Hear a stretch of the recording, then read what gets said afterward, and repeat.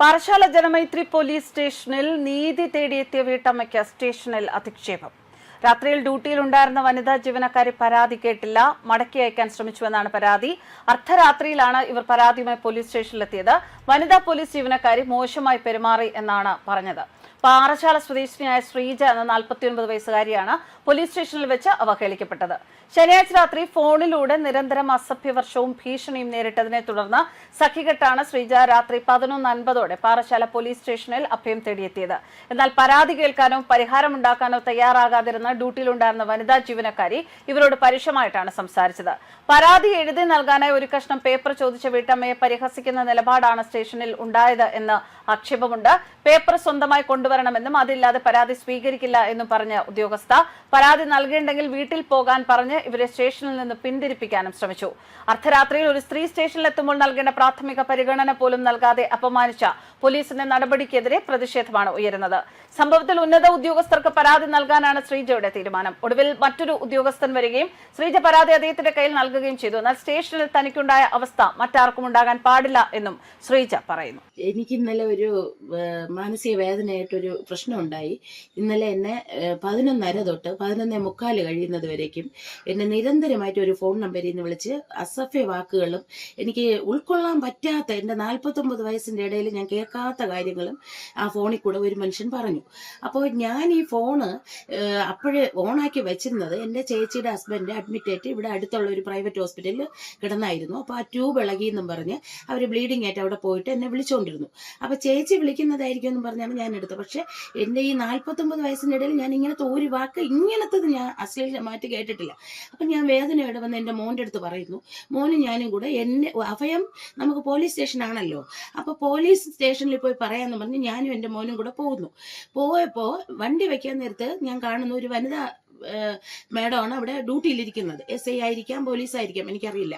അപ്പോൾ ആ യൂണിഫോമിൽ അവരിയ്ക്കുന്നു. അപ്പം ഞാൻ സന്തോഷത്തോടെ പോകുന്നു.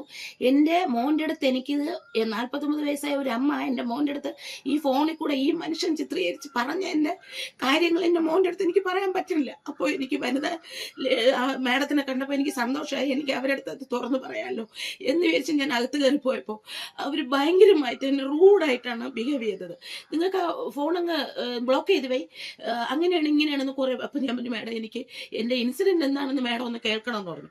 അപ്പോഴൊന്നും ആ കേൾക്കാനുള്ള ആ ഒരു പാകത അവർ കാണിക്കാതിരുന്നപ്പോൾ ഞാൻ പറഞ്ഞു, എനിക്കൊരു പേപ്പർ തരുമോ മാഡം, ഞാനൊരു കംപ്ലയിൻറ്റ് രജിസ്റ്റർ ചെയ്തിട്ട് പോകാം.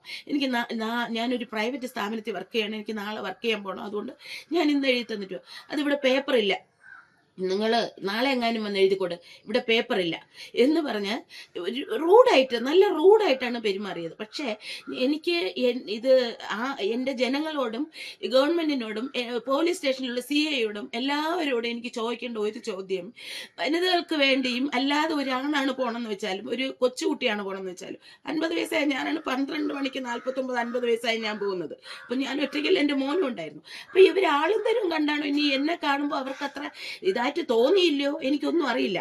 കാരണം ഈ പെരുമാറ്റം എനിക്ക് ഫോണിൽ കൂടെ വിളിച്ച് ഉണ്ടായതിനേക്കാളും എൻ്റെ മാനസിക നില എന്ത് പറഞ്ഞാൽ എനിക്ക് ചാകണമെന്ന് വരെ തോന്നി. അത്രയ്ക്കാണ് ആ മാഡം എൻ്റെ അടുത്ത് പ്രവൃത്തി കാണിച്ചത്. കാരണം എന്നിട്ട് എൻ്റെ ഒരു സജഷൻ ഞാൻ ചോദിക്കുന്നത്, എന്തിനാണ് ഈ പോലീസ് സ്റ്റേഷൻ ഇരിക്കുന്നത്? നമുക്കൊരു അഭയം പ്രാപിക്കാനല്ലേ? അപ്പം ഇവർ തന്നെ നമ്മളെടുത്ത് സ്ത്രീകൾ തന്നെ ഇങ്ങനെ പെരുമാറിയ എങ്ങനെ ഈ സമൂഹം പോകും? ഇതിനുള്ള ഒരു ഉത്തരം എനിക്ക് കിട്ടും വരെ ഞാൻ പോരാടും, അത് ഉറപ്പാണ്. ഇത് നീതി തോന്നുന്ന ജനങ്ങൾ എൻ്റെ കൂടെ ഉണ്ടാകുമെന്ന് ഞാൻ വിചാരിക്കുന്നു.